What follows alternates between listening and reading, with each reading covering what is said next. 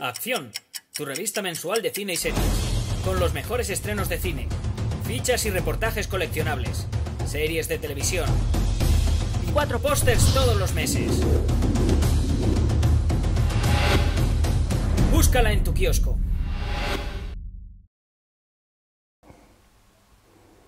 Hola, muy buenas amigos, amigas, seguidores, seguidoras del canal Asunción en YouTube. Aquí estamos otra vez, Jaime Vicente Echagüe. Esta vez es un decir, convocado una vez más por Eduardo de México, que es un nombre al cual yo creo que todos habéis tenido que coger un poquito de cariño. Yo, desde luego, es verdad que hay muchísimas peticiones de él, pero ya sabéis que son cuidadosamente intercaladas para que todos los que tenéis peticiones conmigo pendientes, que además son una barbaridad, las que hay pendientes por ahí, siguiendo un ritmo además bastante fijo de críticas a la carta, dentro de las posibilidades de uno. Sin embargo, de vez en cuando, como no, tiene que caer el nombre de Eduardo. Pero tranquilos, ya sabéis, no se quedan críticas sin responder, están todas en proceso, en camino. Eduardo esta vez nos ha pedido que hablemos de una película del año 1981, una película dirigida por Gerald Potterton, una película de animación titulada Heavy Metal. Eduardo, como siempre, muchísimas gracias por tu petición y además por traernos y refrescarnos una película que en algunos círculos, bueno, en algunos círculos no, en cualquier círculo cinematográfico, esta sí que tiene la consideración de obra de culto. No me quiero remitir mucho a vídeos anteriores, pero aquí va a tocar hacerlo por lo menos una vez.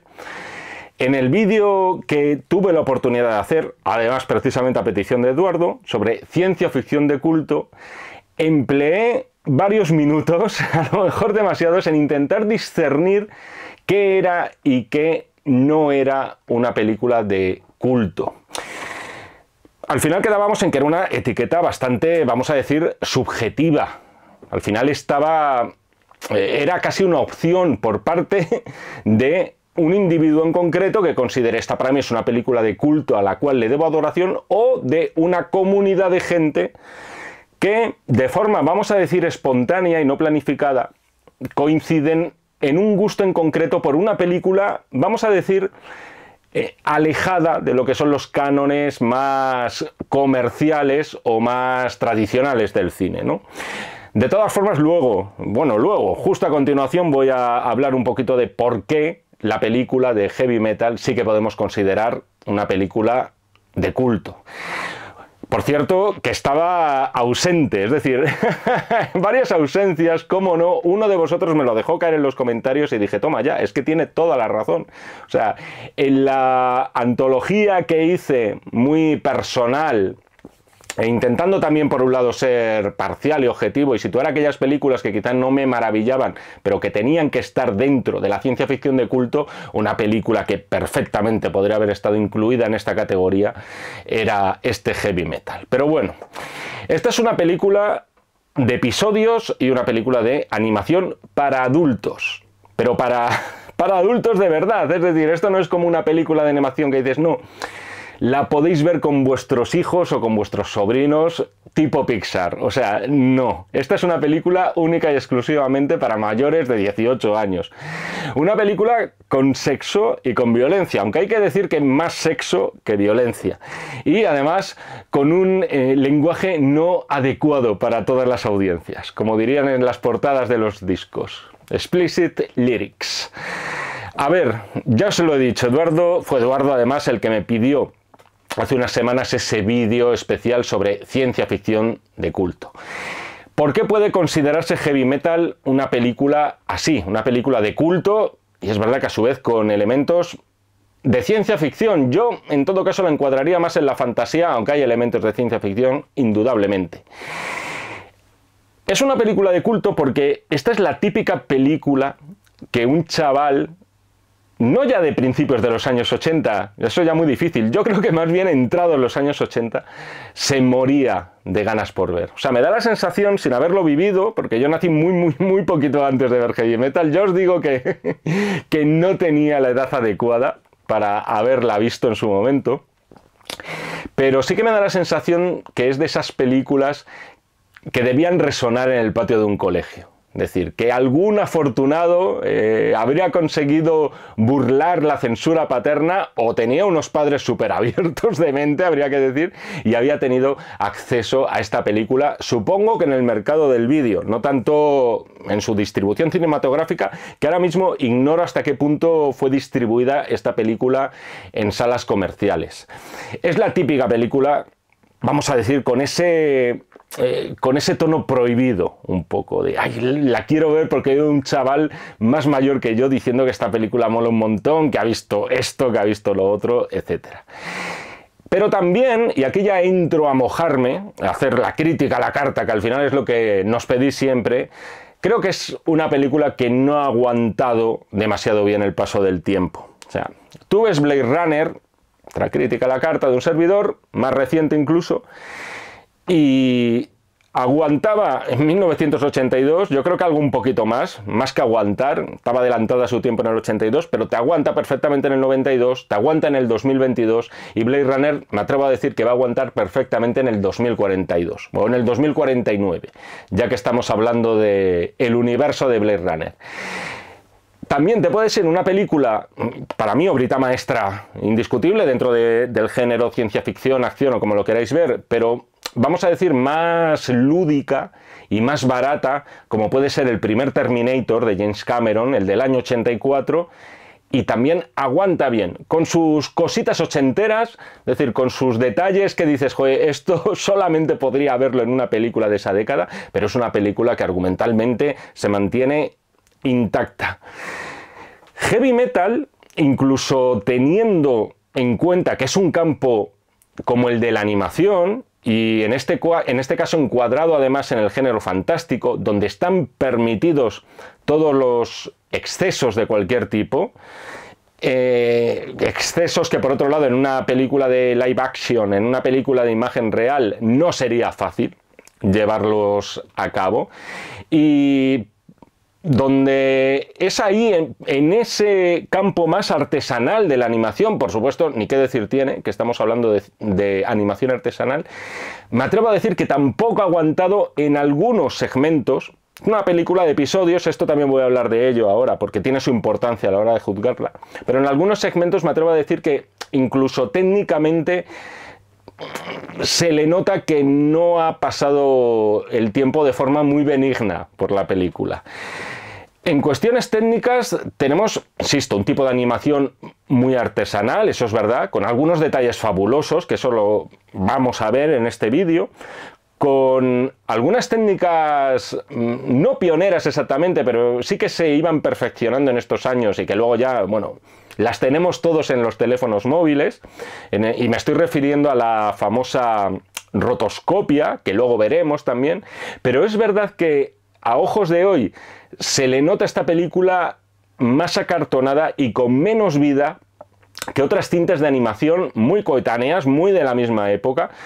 Por ejemplo, una que ya he citado varias veces, que es aquella célebre adaptación de El Señor de los Anillos del año 1978, que también utilizaba en algunos segmentos la técnica de la rotoscopia. También es verdad que no hablamos de una película de animación al uso. O sea, esta película nos viene muy bien para hablar del cómic europeo. Dos cositas. Hoy he traído cositas, valga la redundancia. Una de ellas, la primera era, claro, vosotros veis la estantería de detrás, sé que afináis la vista, sé que tratáis de ver qué películas puede tener el Echagüe aquí de atrezo. Aquí estoy viendo, por ejemplo, hay un Rashomon, hay un Macbeth que creo que es el de Orson Welles. No todas las cosas son tan exquisitas. Tengo por ahí también un DVD suelto de Muchachada Nui, que alguno me lo ha dicho. Ahí lo tengo, de color verde. Y yo estaba convencido de que en esta estantería tenía la película de Heavy Metal en DVD editada. Y he dicho, joder, Jaime, estoy seguro que la tengo. Y buscando, acabé triunfando. No triunfé. Lo hice a medias porque la que encontré fue Heavy Metal, la segunda parte. ¡Oh! Lástima. La segunda parte creo que bastante más tardía, por cierto, se tardó en hacer, lo cual demuestra también que esta película fue adquiriendo el estatus de culto no de forma instantánea, sino con el paso de los años. Una secuela más tardía y que no ha adquirido ese estatus un poco de película prohibida y de que tienes que ver si eres fan de la animación sí o sí. Pero Eduardo, no te asustes, o sea, una cosa es que aquí no tenga la de heavy metal y otra muy diferente que te haya hecho la crítica de la película equivocada. Es decir, este vídeo ha sido viendo heavy metal. Además, prueba de ello es que la tengo todavía sin ver, no la he visto. O sea, está todavía perfectamente precintada. Ahora bien, lo que quería enseñaros mejor es una cosa que me quedé con las ganas, se me olvidó, para el vídeo de Blade Runner. Aunque de todas formas sí que tuve la oportunidad, luego con la dirección del canal estuvimos editando el vídeo, ellos lo editaron más bien, e introducimos una serie de imágenes de ese cómic también de culto. El término de culto se va muy bien aplicado al cómic. Esa revista francesa, de artistas franceses en su mayoría, conocida como Metal Hurlant. Voy a decir Metal Hurlant, pero en realidad si nos ponemos exquisitos y en francés, sería como Metal Hurlant o algo así. Metal aullante, en todo caso. Y una de las cosas que os quería haber enseñado es esta recopilación de aquellos cómics reciente, de edición reciente, que además, bueno, tan reciente, o mejor dicho, tan novedosa que no la he encontrado en español, está editada en el idioma original, que es el francés. Y os la quería enseñar en el vídeo de Blade Runner, porque venía muy al pelo, debido, y esto lo voy a comentar luego, a que incluía una historia corta, al final era una revista de antología, esto es un grandes éxitos para entendernos, entre los años 1975 y 84, e incluía la celebérrima historia, quizá no la mejor, pero sí la que ha pasado más a la historia, por ser el cómic, la historieta artífice de Blade Runner, no tanto en lo que se refiere a la filosofía de la película, porque la película la supera con creces, pero un poco más en la estética, y es este The Long Tomorrow, escrito por Dan O'Bannon y ilustrado por Moebius. Es verdad que había una serie de, bueno, sobre todo en lo que se refiere a las grandes urbes, a los coches voladores y cosas así por el estilo. Quería presumir de tener la historieta original entre mis manos y sobre todo este recopilatorio especial de esa revista francesa, la cual ya os digo que no es fácil encontrar. Yo no sé si se ha llegado a editar en España, de hecho traducida al castellano, pero sí que lo quería mostrar por eso, por la enorme influencia que tuvieron las tiras, no solamente de Metal Hurlant, o mejor dicho, no solamente de Long Tomorrow, sino de otras historietas cortas que se incluían en esa publicación, y no solo sobre Blade Runner, sino también sobre Alien, el octavo pasajero, y en el cine fantástico en general. Pero Metal Hurlant no era, igual que le ocurre a esta película de ahora, un cómic para todo tipo de público. Es decir, rara vez no te encontrabas ahí una historia con más sexo, con algún desnudo y por supuesto con muchísima más violencia de la que te podías encontrar en el cómic, vamos a decir, más estándar, más tradicional, en el cómic de superhéroes, más clásico.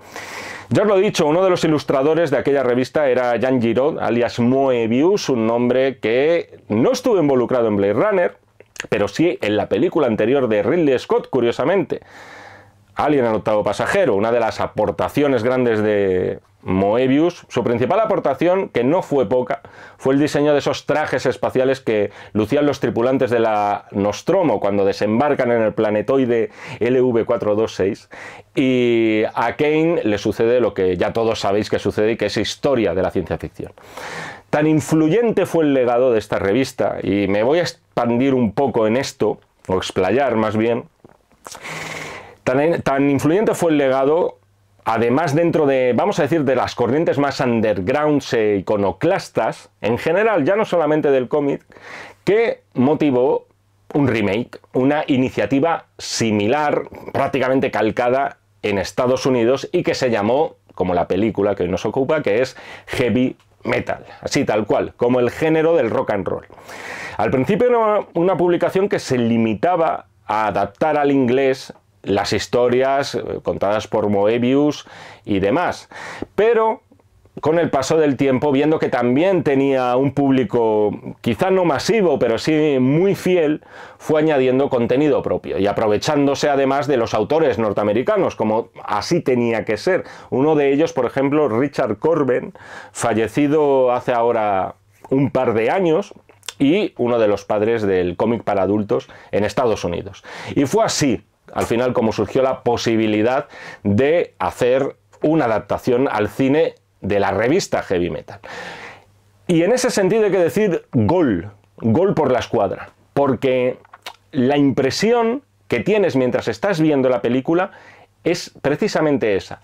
Es la de que estás hojeando un cómic, que estás pasando las páginas, para lo bueno y para lo malo también. Es decir, con un mínimo hilo conductor, porque al final esta es una historia de antología y vamos a decir que los cánones narrativos del cine, y tenemos 20.000 ejemplos, sí que exigen por lo menos que haya un mínimo nexo conductor entre todas las historias, pero al final lo que teníamos claramente en la revista, tanto en Metal Heartland como en Heavy Metal revista y por supuesto en la película, son historias cada una de su padre y de su madre, historias independientes entre sí. Y aquí iba a uno de los que creo que son los grandes inconvenientes, no ya de Metal Heartland o de Heavy Metal, me voy a empezar a liar, sino de las películas de episodios en general.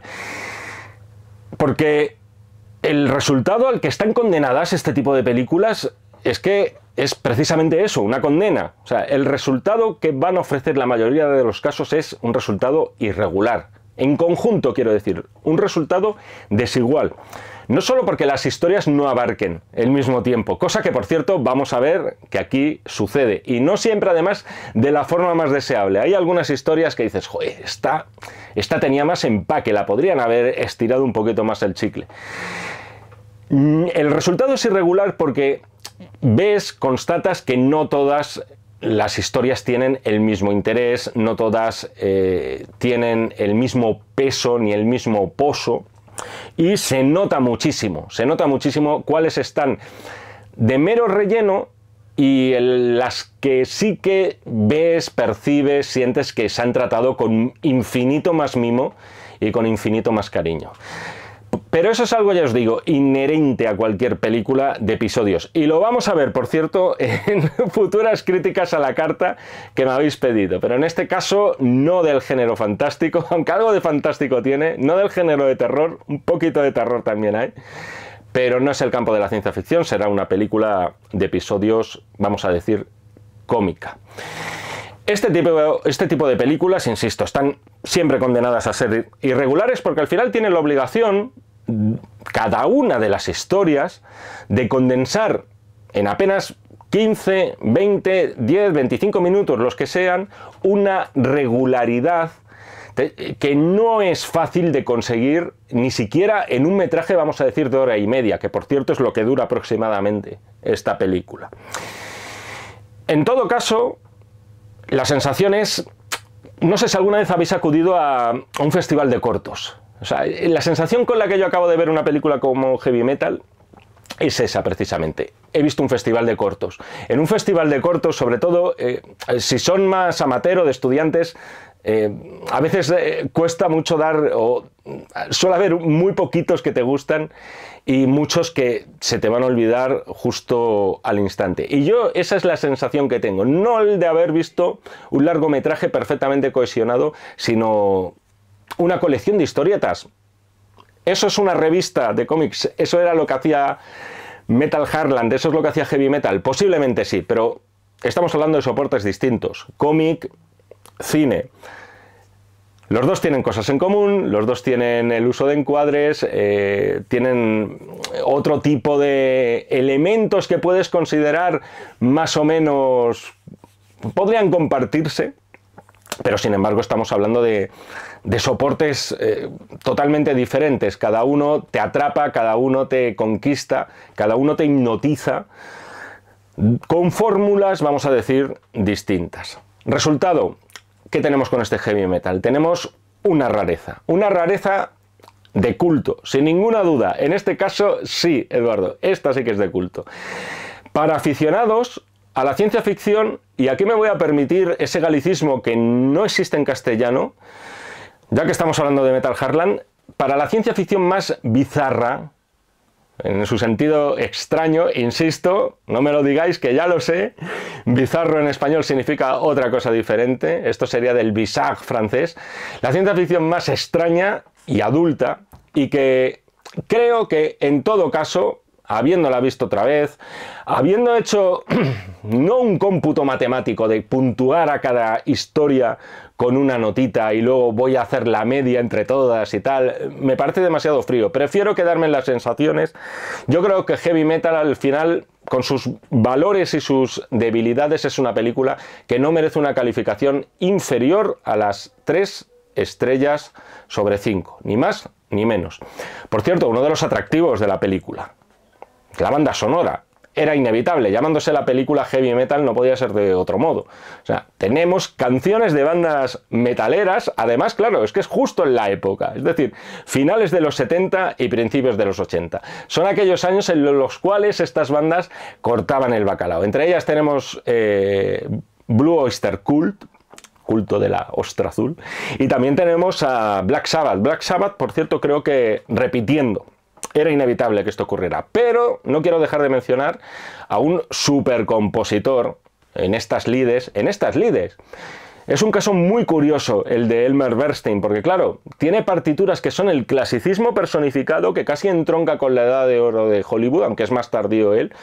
El caso de Los Siete Magníficos, por ejemplo, ¿quién no la recuerda? Y sin embargo, este hombre en los años 80 hizo un puñado de bandas sonoras, entendedme el concepto, porque hay algunas que me encantan, pero para comedietas de los 80, como muy lejanas al espíritu de ese Hollywood más clásico y en principio o en apariencia con más valores, y que sin embargo hizo auténticas piezas que son muy buenas, que tienen un gran sentido del tempo, que acompañan perfectamente a la comicidad de esas películas.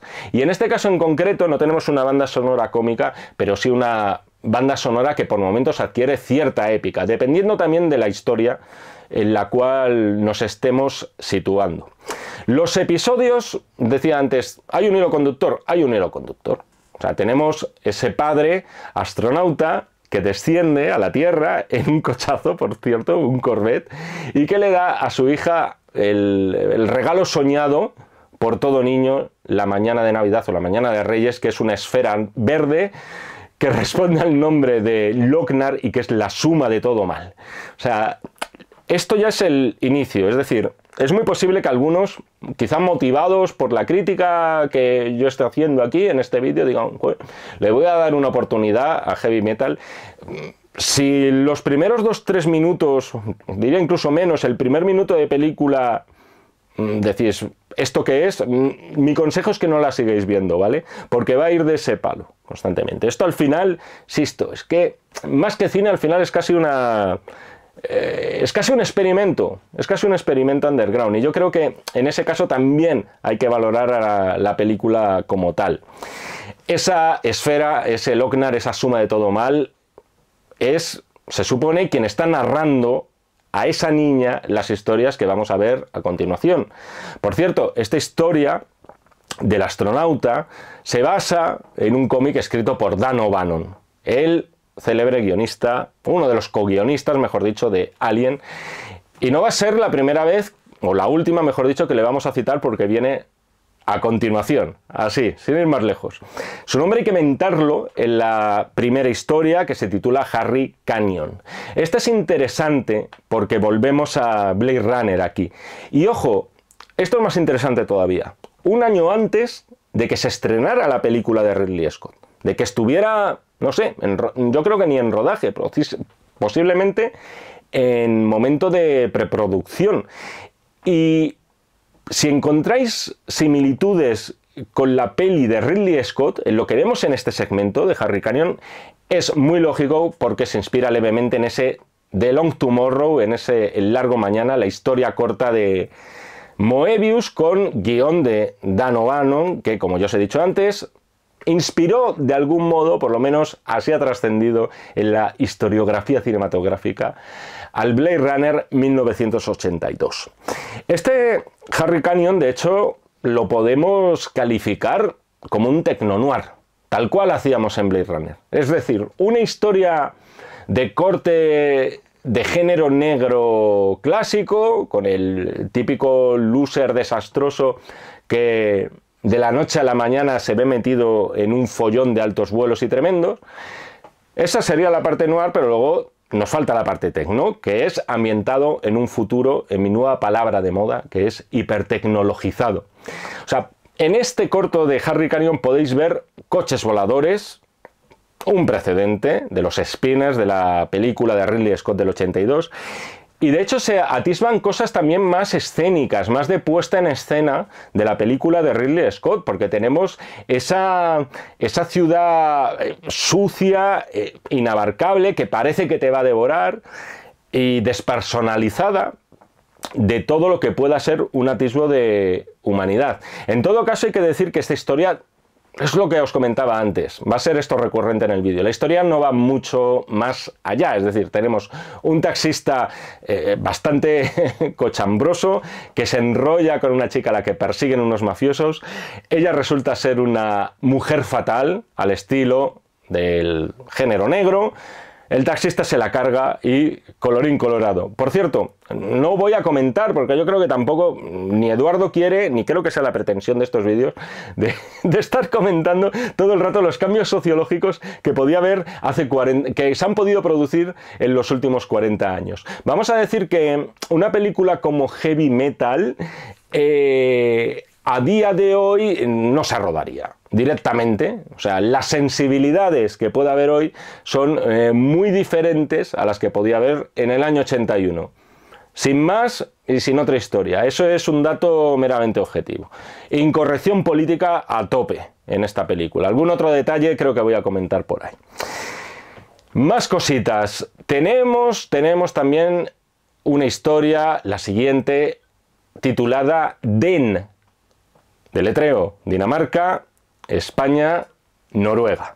Aquí estamos ante una adaptación de uno de los grandes autores contemporáneos del cómic americano, que es Richard Corben, el que ya os he mencionado justo antes. En este caso, Corben tomó de base una historia que muchos conoceréis, muy de base hay que decir.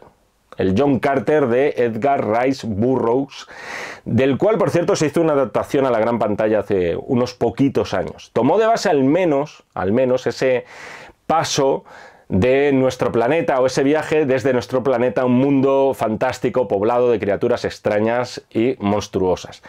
En el caso de Den, lo que tenemos es a un chaval con gafas y pinta de loser.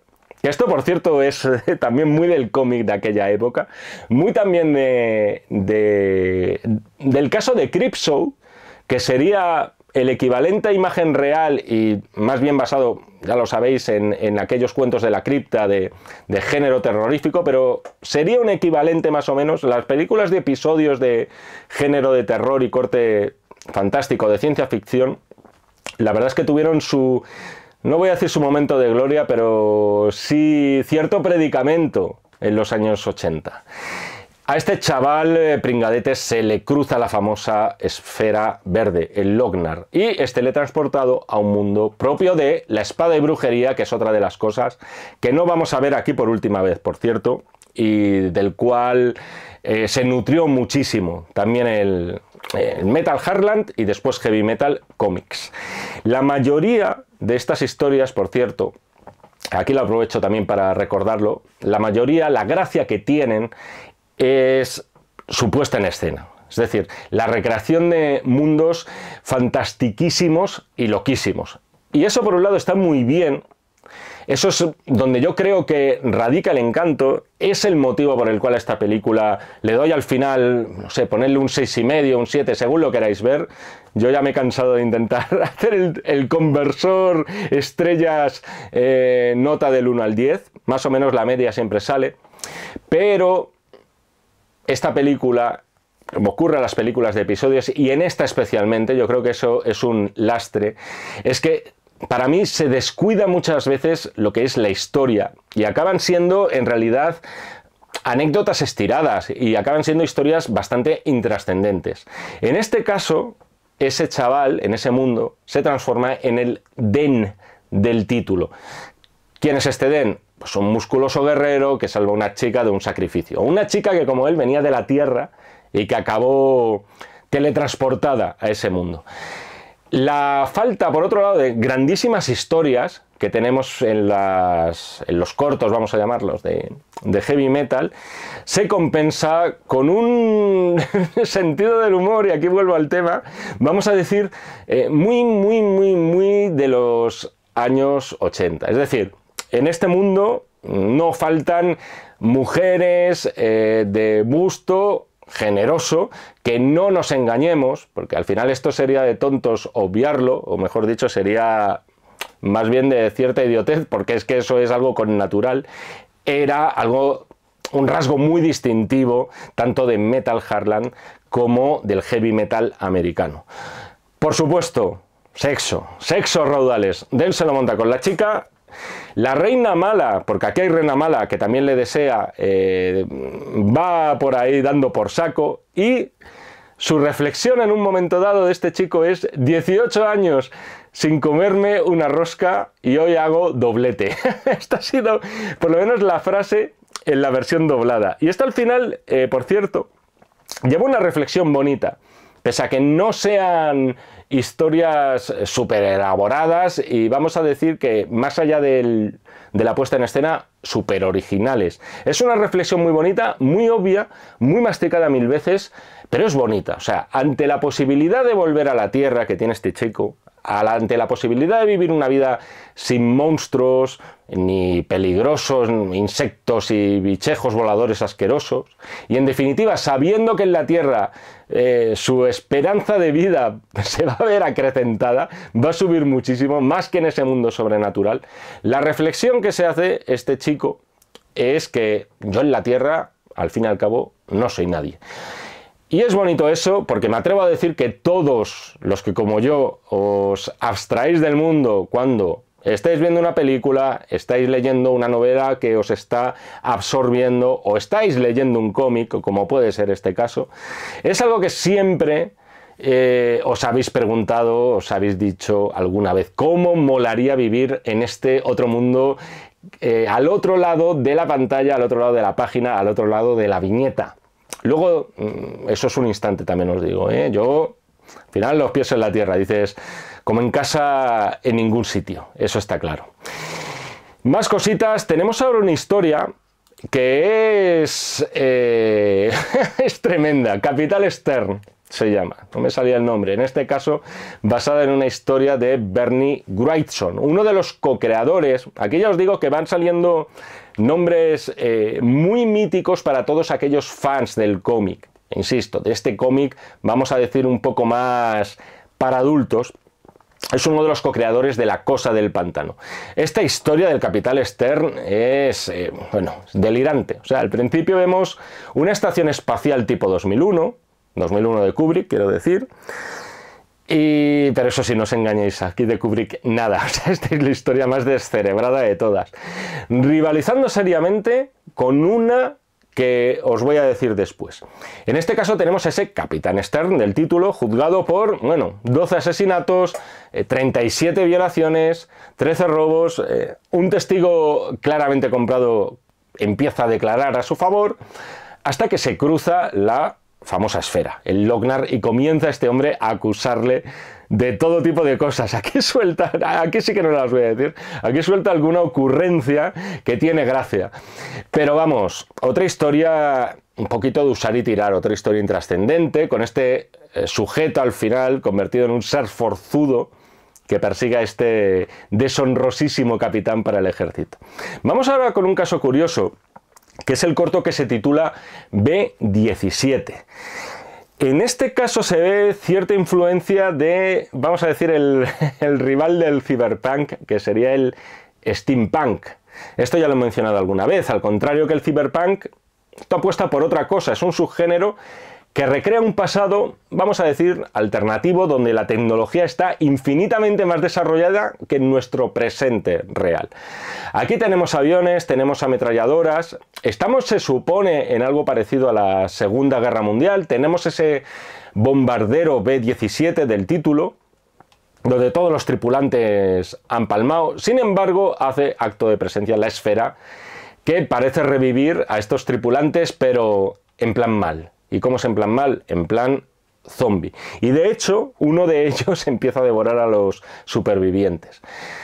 ¿Qué ocurre? Poco más. Esta historia es demasiado corta para mí. El copiloto logra escapar, salta en paracaídas, cae en una isla con tan mala suerte o destino que esa isla está repleta de zombies. Es una pena para mí que esta historia dure tan poco. A mí en lo personal me llena más esta corriente de la película, me llena más esta corriente de heavy metal. Cuando se quita un poco el disfraz más verbenero, como podíamos tener en la historia justo anterior, y pone todo su afán en contar una historia, vamos a decir, seria y menos carnavalesca. En este caso, para mí es uno de los segmentos, por cierto, más sólidos de toda la película. ¿Qué le ocurre? Que por desgracia es demasiado breve.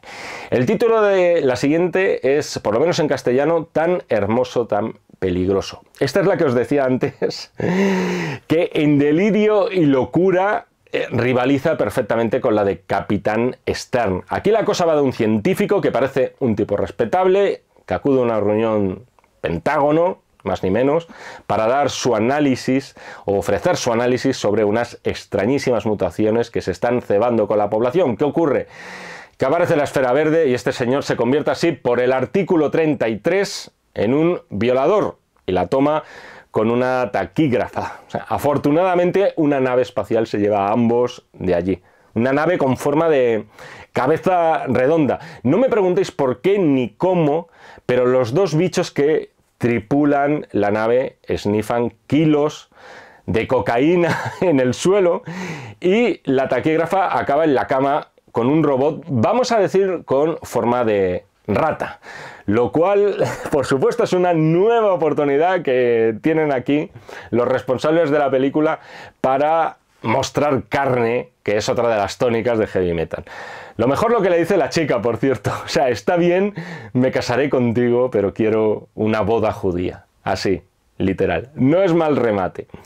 Lo mejor de este episodio, para mí, el diseño de las naves. Yo creo que es indudable, por cierto, aquí sí. Esta sí que es posterior a Alien, aunque sea, es anterior a Blade Runner, pero justo posterior a Alien. Y yo creo que es indudable la influencia de la segunda película de Ridley Scott en ese sentido, sobre todo en el interior de las naves cuando las vemos, con ese look de chatarrería espacial que tenía el interior de la nave Nostromo. Pero también tiene este episodio algún guiñito, por lo menos yo lo he visto así, a Star Wars, sobre todo cuando vemos cómo la nave de estos bichos entra dentro de la estación. Esto me ha parecido muy del primer Star Wars, muy de cuando llegan a la Estrella de la Muerte toda la tripulación por primera vez, en el Halcón Milenario con Han Solo a los mandos.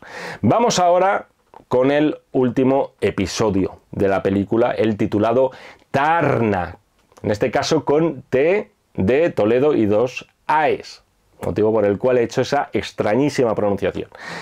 Indudablemente, para mí, la mejor historia de todas, y de hecho se le da el espacio que merece, o al menos a mí me parece que es de una duración muy superior con respecto a las anteriores que hemos visto. Al final, parece evidente que en una película de episodios se elija como broche el mejor de todos ellos. No solamente en lo que se refiere a la historia, que sí tiene una gravedad. Aquí sí que se nota que tiene una seriedad y un afán más épico también. Además, es una película que se nota que no ha querido jugar tanto esa baza del sexo, digamos un poquito casposilla, todo hay que decirlo, que tiene la película. Además de todo eso, creo que también es el mejor episodio en lo que se refiere al trazo de los dibujos y al diseño en general de ese mundo fantástico que propone. De nuevo hay que mencionar, por cierto, aquí al señor Jean Giraud, alias Moebius, porque la inspiración para este corto fue uno de sus cómics más celebrados e influyentes, titulado Arzak. Esta vez acabado, tiene nombre de restaurante, pero acaba en CH, y que fue una pieza clave del éxito de Metal Heartland, más allá de las fronteras francesas, e incluso capaz de cruzar el Atlántico. También destaca este episodio porque es en el que más se luce uno de los nombres que he rescatado justo al principio, que es el de Elmer Bernstein. Esto es otro lujo. O sea, a priori en una película como Heavy Metal, el compositor de bandas sonorones como Los Siete Magníficos, Los 10 Mandamientos, vamos con números, La Gran Evasión, o sea, no pinta nada. Y sin embargo, es verdad que a finales de los 70 y en los años 80, Bernstein tuvo una segunda juventud, y nunca mejor dicho, porque trabajó con muchos directores jóvenes que empezaban a despuntar, y además en el terreno de la comedia más desmadrada. O sea, trabajó mucho con John Landis, trabajó con los hermanos Sacker y Gina Abrams, y trabajó con Ivan Reitman en Los Cazafantasmas, entre otras. Reitman, por cierto, no lo he comentado, pero es uno de los productores, Reitman canadiense, uno de los productores de este Heavy Metal. Aquí los pocos minutos que de verdad tiene para lucirse, los aprovecha con una muy buena pieza sinfónica de capa y espada. Y con ecos, además, esto es un lugar común, pero siempre me congratula que lo utilicen cuando estamos hablando de la época medieval y de la capa y espada, los ecos del himno medieval del Dies Irae, el día de la ira. En resumen, esta es la historia que a mí más me mola, y consecuentemente es la historia que creo recordar podéis encontrar en la carátula del VHS o del DVD, que, como ya ha quedado demostrado, no tengo, por lo menos no la tengo en esta estantería. La protagonista, por cierto, fue diseñada a través de esa técnica que os decía al principio, de la rotoscopia, que consistía básicamente en grabar a un modelo, en este caso una modelo, en imagen real, y después reemplazar esas imágenes por dibujos animados que se han calcado sobre los fotogramas. O sea, esto explicado así un poco a lo bruto, de tal forma que la animación, una vez en pantalla, adquiere unos movimientos muy naturales, muy hiperrealistas, de acuerdo a lo que es nuestra anatomía. En este caso, así es como se logró dar vida al personaje de Taarna, con 2 A's, que es el nombre de la protagonista, grabando previamente a una modelo canadiense. Taarna básicamente es una Conan femenina, que a Robert E. Howard también hay que nombrarlo. Un detalle, tened en cuenta que la película de John Milius, y me estoy refiriendo a Conan el Bárbaro, vendría un año después.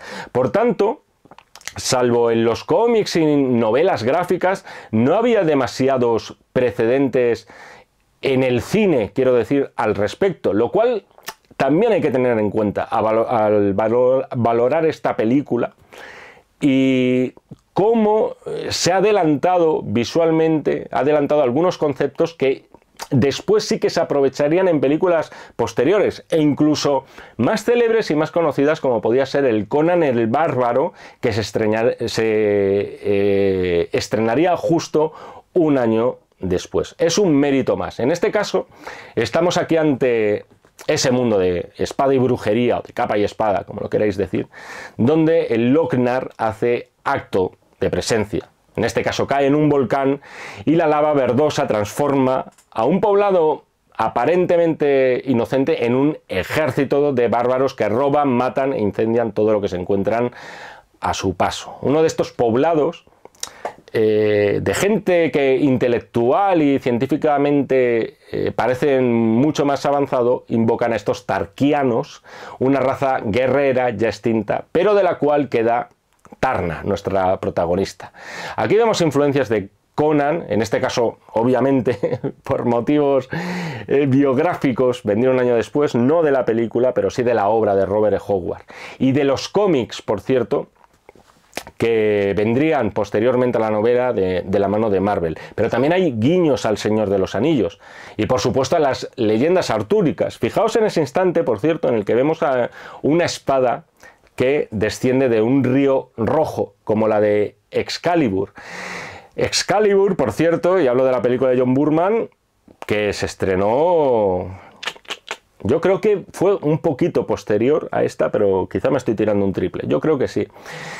Se suman además esos rayos que bajan por la punta desde el cielo, es decir, a nivel de diseño este episodio tiene cosas fantásticas. Así que me acuerde, está el malo con un brazo en forma de ventilador, un brazo multiusos, por cierto, y con el cual Tarna se las apaña para cargárselo. Está también esa especie de murciélagos gigantes sobre los que vuelan los protagonistas, con los que además tienen un vínculo muy estrecho que se nos deja más a la imaginación, y por lo general el personaje de Tarna mola mucho. Es una badass de cuidado, y como los y las buenas badass, no pronuncia ni una sola palabra en todo el episodio. Acordaos de esa pelea que tiene en la cantina, además, contra esos bichos verdes a los que decapita. Y por supuesto está el final epiquísimo en el cual Tarna se sacrifica. Empieza a acumular toda la energía de la que es capaz, se lanza sobre el Loc-Nar, que permanece en el volcán, todo eso se empieza a resquebrajar, y aquí se enlaza ya con la historia de la niña que ha servido de hilo conductor, como el propio Loc-Nar. La casa de la niña también ha volado por los aires. Sin embargo, se queda abierta esa puerta que os decía antes, a no renunciar nunca a ese mundo de fantasías solo realizables en el cómic, en un libro, en una novela o en una película, y en general en cualquier arte narrativa. O sea, Tarna no ha muerto porque se deja entrever que esa niña ha absorbido su espíritu. Ha tomado el testigo. Es ahora ella quien tiene a su merced a ese pajarraco volador, y como haríamos todos, es imposible resistirse, te montas en ese bicho, a tirar para adelante y que sea lo que el Loc-Nar quiera. Yo os digo, con diferencia, la mejor historia en todos los aspectos, y es la que le hace subir nota de verdad a esta antología, al menos a ojos de hoy, dentro de una película global que es una rareza loquísima, o sea, más aún si la vemos en la actualidad, pero también una película muy regular en líneas generales, y que si sois completistas del género fantástico, incluso de la ciencia ficción, eso sí, tenéis que verla sí o sí. Y hasta aquí la crítica a la carta de Heavy Metal. Eduardo de México, como siempre, 1.000.000 de gracias por pedirme esta película. Espero que te haya gustado el vídeo, espero que os haya gustado a todos, ya sabéis. Importante siempre, suscribirse al canal, eso es fundamental. Darle like al vídeo si consideráis, no ya que os haya entusiasmado, pero que se ha realizado un trabajo interesante. Si queréis seguir teniendo críticas a la carta en el canal, por parte de un servidor, ya sabéis lo que tenéis que hacer. Tenéis las instrucciones un poquito más abajo. Nos seguimos viendo en el canal de Acción Cine, si así me lo requerís. Y, por supuesto, nos seguimos leyendo en este y en todos los que están por venir de los números de la revista Acción. Muchísimas gracias y hasta otra.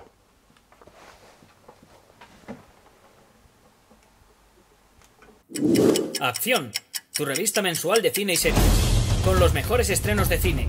Fichas y reportajes coleccionables, series de televisión y 4 pósters todos los meses.